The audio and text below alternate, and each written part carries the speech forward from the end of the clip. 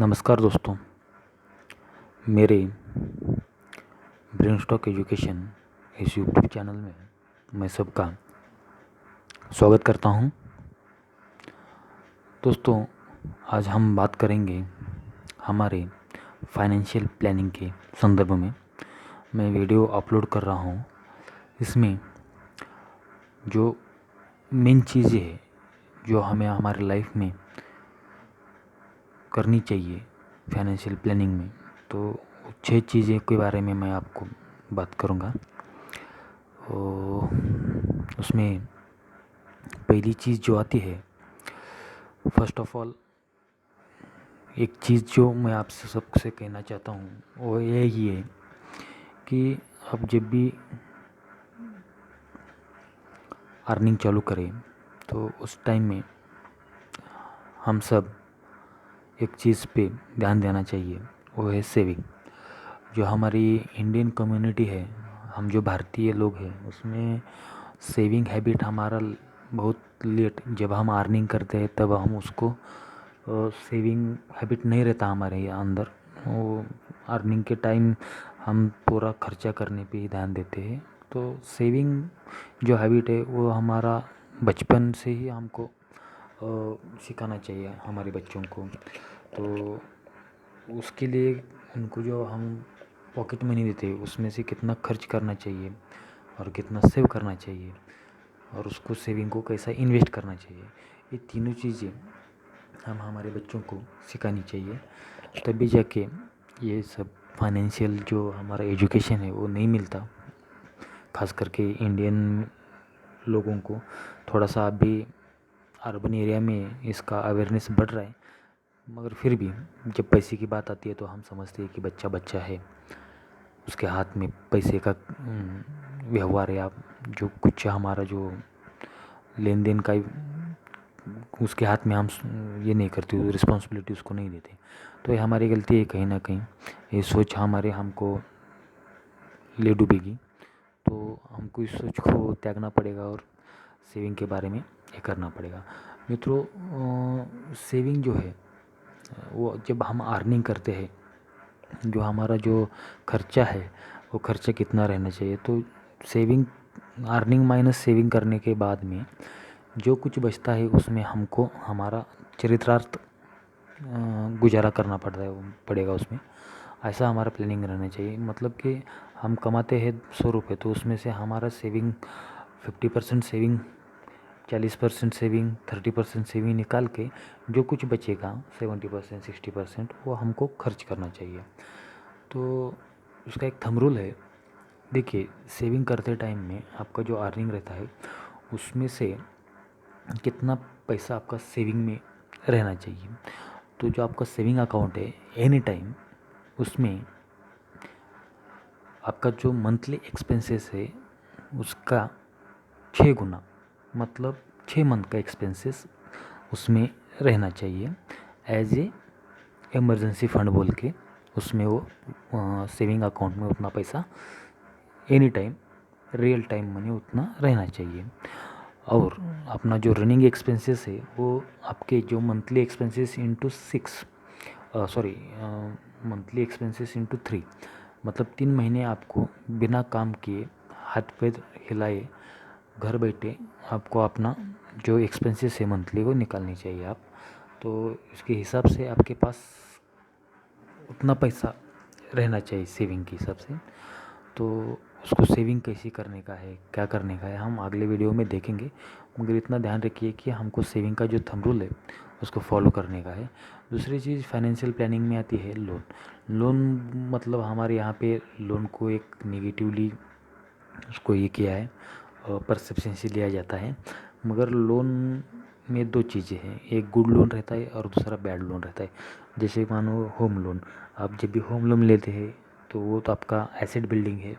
Home मतलब आपका asset हो गया, तो उसके लिए आपने लोन लिया है तो वो गुड लोन रहेगा, क्योंकि उसका इंटरेस्ट रेट भी कम रहता है और आपका एक एसेट जनरेट होता है, उससे आपको इनकम आएगी, मंथली रेंटल इनकम आएगी, या खुद को यूज़ कर रहे तो उसका भी आपको फ़ायदा होगा। तो वो लोन गुड लोन रहता है। मगर जो पर्सनल लोन रहते हैं या क्रेडिट कार्ड पे हमने जो लोन लिए रहते हैं जिसका इंटरेस्ट बहुत ज़्यादा रहता है, वो अपने बैड लोन रहते हैं, हाई इंटरेस्ट वाले, तो उससे बचिए, वो मत लीजिए। जो वही लीजिए जिससे आपका एसेट जनरेट हो रहा है और आपका कैश फ्लो बढ़ रहा है, ना कि घट रहा है। मतलब लोन लेने के बाद में आपका कैश फ्लो बढ़ना चाहिए, जो आपका इनकम है वो बढ़ना चाहिए वो लोन का यूटिलाइजेशन करने के बाद। उसी लोन को हम गुड लोन बोलेंगे। नहीं तो लोन लिया और उसको गाड़ी लिया, फिर गाड़ी का खर्चा भी नहीं निकल रहा है, कुछ भी नहीं निकल रहा है, उल्टा गाड़ी में पेट्रोल डलवाने के लिए ज़्यादा पैसा लग रहा है, तो इनकेस उसमें हम बैड लोन ही कंसीडर करेंगे। मगर गाड़ी लिया है, गाड़ी लेने के बाद वो गाड़ी रेंट पे दे रहे हैं आप, और उससे आपका एसेट बिल्टअप हो गया और आपका कैश फ्लो बढ़ गया, आपका इनकम बढ़ गया, तो ऑब्वियसली आपने जो कार लोन लिया है या कुछ भी मानो, वो आपका गुड लोन हो जाएगा, वो बैड लोन नहीं हो जाएगा। मगर वो इनकेस कैश फ्लो डाउन होता है आपके इन्वेस्टमेंट पे वो लोन लेके, तो बैड लोन रहेगा। तो बचिए इससे। और जब भी हम लोन लेते हैं, वो लोन में मानो आपने कार लोन लिया है, होम लोन लिया है और पर्सनल लोन लिया है किसी चीज़ के लिए, तो जो हाईएस्ट इंटरेस्ट पे लोन रहता है उसको हमको पहले पे आउट करने का है। मतलब पर्सनल लोन का जो इंटरेस्ट है वो ज़्यादा रहता है, तो हमको पहले पर्सनल लोन 15% इंटरेस्ट रेट का रहेगा, तो उसको पहले हमको पे आउट करने का है।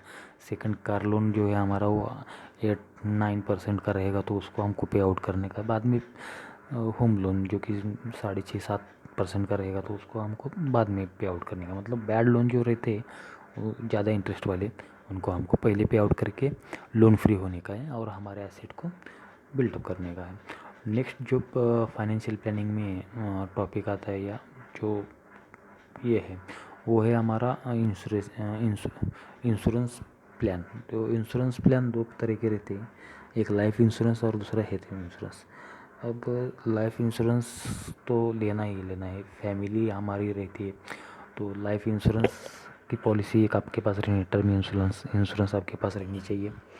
तो फ्रैंकली बोली तो आपको कुछ हो गया, खुदा करे सबका, भगवान करे सबका भलाई हो, मगर इन बैड कंडीशन समझ लो किसी को एक्सीडेंट हो गया, किसी की मौत हो गई, तो उसका जो रिस्पॉन्सिबिलिटी रहता है बच्चों का, बीबी का, वो उससे फुलफ़िल होना चाहिए। तो एक टर्म लोन या लाइफ इंश्योरेंस हमको लेना चाहिए हमारे अर्निंग में से। और दूसरा जो है हेल्थ हेल्थ जब हम ही हेल्थ इंश्योरेंस का पॉलिसी लेते तो उस टाइम हमको ख्याल रखना चाहिए कि जो क्रिटिकल इलनेस है उसको उसमें कवर होनी चाहिए। क्रिटिकल इलनेस मतलब हमारा जो कैंसर है, ऐसे बड़े बड़े जो हम बीमारी है वो उसमें कवर होनी चाहिए, या फिर कम से कम पर पर्सन 2 लाख का इंश्योरेंस आपको लेने का है। तो इसके हिसाब से आपको आपका इंश्योरेंस प्लान करने का है। फाइनेंशियल प्लानिंग में यही भी एक है। इसका बेनिफिट आगे चल के हमको मिलेगा अपना टैक्स में, तो ये दोनों हमारे लिए अच्छे रहते हैं, तो इसको भी ध्यान में रखने का ये पॉइंट हमारे लिए अच्छा है। उसके बाद में आता है हमने जो अभी सेविंग किया है उसमें से जितना पैसा हमको अभी उसको काम में लगाने का है, जितना पैसा हमारा बच गया है, मतलब अपना होम का हफ्ता चला गया, होम का जितना भी EMI हमने पे आउट किया, उसके बाद में इंश्योरेंस पॉलिसी ले लिया, तो उसके बाद में जो कुछ बचा है हमारे पास अभी, तो हमको उसको काम में लगाने का है। इन्वेस्टमेंट करने के लिए कम से कम आपका जो इनकम है पर मंथ, उसमें से 20% आपको इन्वेस्ट करना ही है। ये एग्रेसिवली इसमें आप 30% भी कर सकते हैं, 10% भी कर सकते हैं, मगर उतना इन्वेस्टमेंट करना चाहिए। एक थंब रूल है कि आपकी इनकम की 20% आपको इन्वेस्ट करना चाहिए। अब जो नेक्स्ट क्वेश्चन आता है कि इन्वेस्ट करें तो किस में करें, तो हमारा जो ऑप्शन रहते हैं उसमें है स्टॉक मार्केट है, म्यूचुअल फंड है, गोल्ड है, उसके बाद में रियल इस्टेट है। तो इसमें से जो बेहतरीन ऑप्शन रहते हैं हमारा जो डिफरेंट फाइनेंशियल इंस्ट्रूमेंट है, FD RD, ये जो है जहाँ से आपको अच्छा पैसा मिलता है रिटर्न्स, वो वहाँ पे आपको इन्वेस्ट करना चाहिए। करंट सिचुएशन या करंट डेज में शेयर मार्केट अच्छा रिटर्न्स देता है, तो उसमें आपको इन्वेस्ट करना चाहिए। शेयर मार्केट के संदर्भ में आपका डीमैट अकाउंट खोलने का है तो हमारे डिस्क्रिप्शन में उसका लिंक अवेलेबल है, वो वहाँ से खुलवा के आप म्यूचुअल फंड और स्टॉक मार्केट में इन्वेस्टमेंट कर सकते हैं। गोल्ड को फिजिकल फॉर्म में लेना उतना ये नहीं है। हमारे इधर फैशन है इंडियन में कि हम उसको फिजिकल फॉर्म में लेते हैं, मगर उससे अच्छा है कि आप गोल्ड बॉन्ड खरीदिए।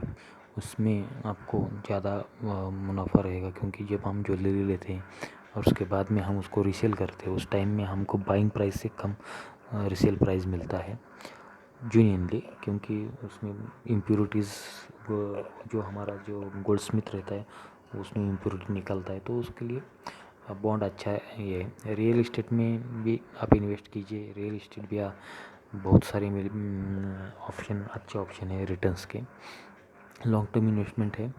उसके लिए आप होम लोन लीजिए, उसका आपका फ़ायदा टैक्सेस में भी आपको मिलेगा। म्यूचुअल फंड में भी कुछ ऐसे म्यूचुअल फंड है जो आपको टैक्स बेनिफिट देते हैं, तो इन्वेस्टमेंट करते टाइम में ये चीज़ें आपको ध्यान में रखना चाहिए। उसके बाद में आपको टैक्स प्लानिंग करनी है। आपका जो इनकम है उसके ऊपर आपको जो टैक्स मिल रहा है, आपको टैक्स जो बैठ रहा है, आपको पे आउट करना पड़ रहा है टैक्स, तो उसका प्लानिंग कीजिए। उसके अंडर में जो ऑप्शंस मिलते हैं हमको, जैसे कि हम टैक्स कहाँ कहाँ पे सेव कर सकते हैं, तो सेविंग के बारे में बोला जाए तो ETC है, जिसमें हम 1.5 लाख तक सेविंग कर सकते हैं।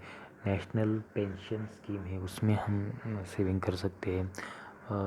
जैसे कि आपने पोस्ट ऑफिस में बहुत सारे किसान पत्र योजना रहती है, उसमें हम इन्वेस्ट कर सकते हैं। तो ये सब जो चीज़ें हैं, इसमें हम इन्वेस्ट करेंगे तो हमारा सेविंग प्लस टैक्स में हमको कंसेशन मिलेगा। तो इंश्योरेंस है हमारा, हेल्थ इंश्योरेंस रहने दो या लाइफ इंश्योरेंस रहने दो, उसका भी हमको बेनिफिट टैक्स में मिलता है। तो हमको इस चीज़ पे ध्यान देना चाहिए कि कैसे भी करके हमको टैक्स कम पे करना है गवर्नमेंट को, और ज़्यादा से ज़्यादा हमको सेविंग करनी है। तो PPF अकाउंट भी अच्छा है इस टैक्स सेविंग के लिए, उसमें भी कंपाउंडिंग इंटरेस्ट मिलता है, तो वो भी अच्छा ऑप्शन है। तो टैक्स पे प्लानिंग पे भी आप ध्यान दीजिए फाइनेंशियल प्लानिंग के अंतर्गत। अभी जो लास्ट पॉइंट हमारा जो आता है वो है हमारा रिटायरमेंट प्लान। देखिए, दिन भी दिन तो ऐसी हालत होती जा रही है कि कल्चर बदल रहा है, फैमिली छोटी होती जा रही है। बच्चा अच्छा निकला तो सही बात है, नहीं तो फिर वो माँ बाप को भी घर से निकाल देता है। तो हमारा प्लानिंग जो है बुड्ढा बुड्ढी का, मतलब बेबी का और तुम्हारा, वो हमको ही करने का है। किसी के भरोसे हम आज बैठ नहीं सकते, तो इसके हिसाब से आपको रिटायरमेंट प्लानिंग करना ही है। आपके जो ये है आपका जो फाइनेंशियल प्लानिंग का ये एक पिलर है, तो इसको ध्यान में रखने का है। छठा पिलर है, आखिरी पिलर है रिटायरमेंट प्लान। और उसके लिए मैं आपको सजेस्ट करूँगा कि नेशनल पेंशन स्कीम में आप इन्वेस्ट कीजिए। समझो आपको वो मंथली एक्सपेंसेस है, क्योंकि जब आदमी बुढ़ा होता है तो उसमें थोड़ा सा हेल्थ का प्रॉब्लम रहता है, तो हेल्थ के हिसाब से या उस टाइम में जो खर्चे आते हैं हेल्थ के रिगार्डिंग, तो उसको कंसिडर करके आपको 11 से 12% रिटर्न के हिसाब से आपका प्लानिंग होना चाहिए रिटायरमेंट का। और उसके हिसाब से SIP कैलकुलेटर यूज़ करके आप नेशनल पेंशन स्कीम जो है इंडियन गवर्नमेंट की, उसमें आप इन्वेस्टमेंट कर सकते हैं। तो ये चीज़ें हैं 6 पिलर इन्वेस्टमेंट के, फाइनेंशियल प्लानिंग के।